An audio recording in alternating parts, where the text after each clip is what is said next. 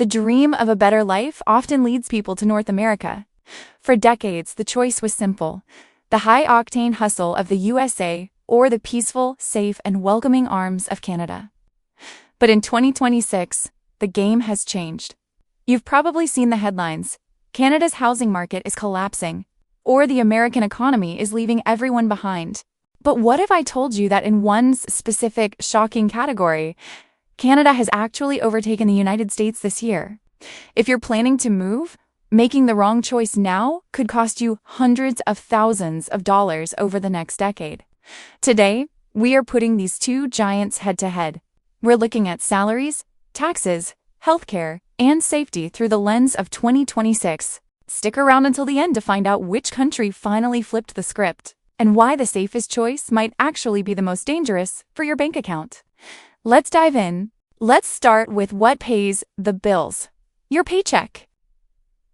As of February 2026, the median household income in the US has reached $80,610.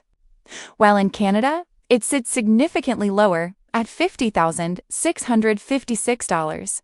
If you are a skilled professional, the gap is even wider.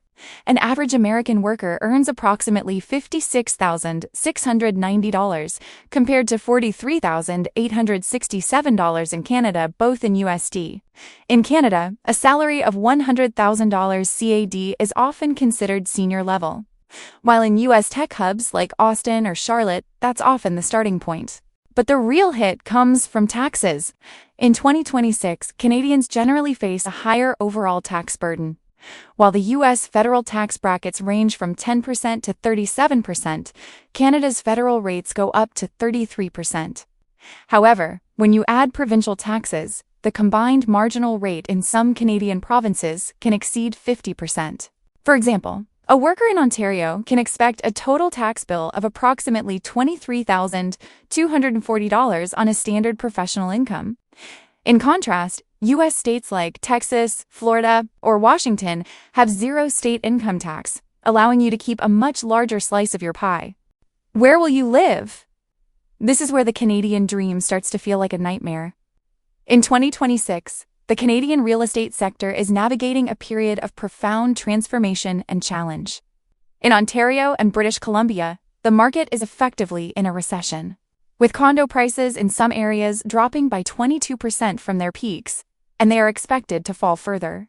Despite falling prices, affordability remains a disaster because we simply aren't building enough homes. In the US, the market is more balanced. While prices have stalled at 0% growth nationally for 2026, supply is slowly increasing as new construction picks up. Daily costs also bite differently. On average, the cost of living in the United States is about 17.8% higher than in Canada when you include rent.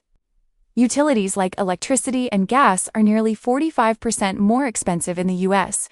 However, groceries like milk are actually 50% cheaper in the US compared to Canada.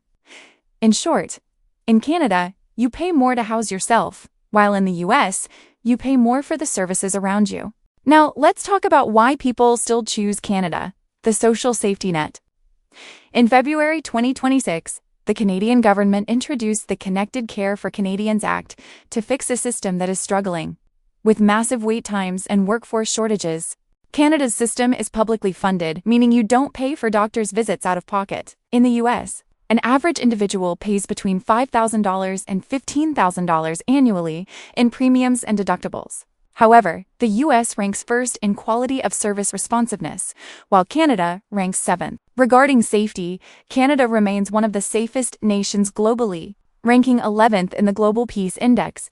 The homicide rate in Canada is about 1/3 that of the US. Violent crime is rare, and random acts of violence are uncommon. In contrast, the US ranks much lower, 71st. In global safety assessments, due to its inability to prevent widespread outbreaks of violence in certain urban areas. At the beginning, I promised to tell you where Canada has actually overtaken the US. In 2026, Canada has surpassed the United States in middle-class social mobility and health data interoperability. If you are starting from zero as a student or an entry-level worker, Canada's systems for parental leave, subsidized college, and employment insurance provide a far better safety net. Canada is arguably the best place in the world to be average and still live a dignified life. But, and this is the huge but for 2026, if you're an ambitious, high-skilled professional or a business owner, Canada has become a trap.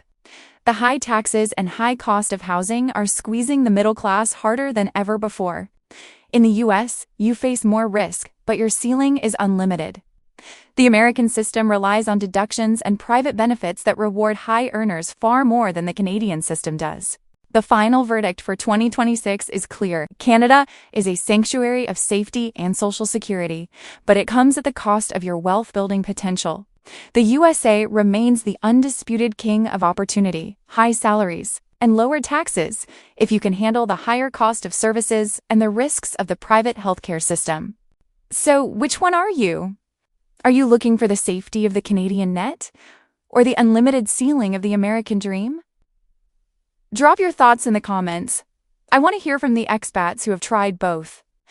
Don't forget to like this video if it helped clarify your future, and subscribe to ReloProfit for more brutal truths about relocation.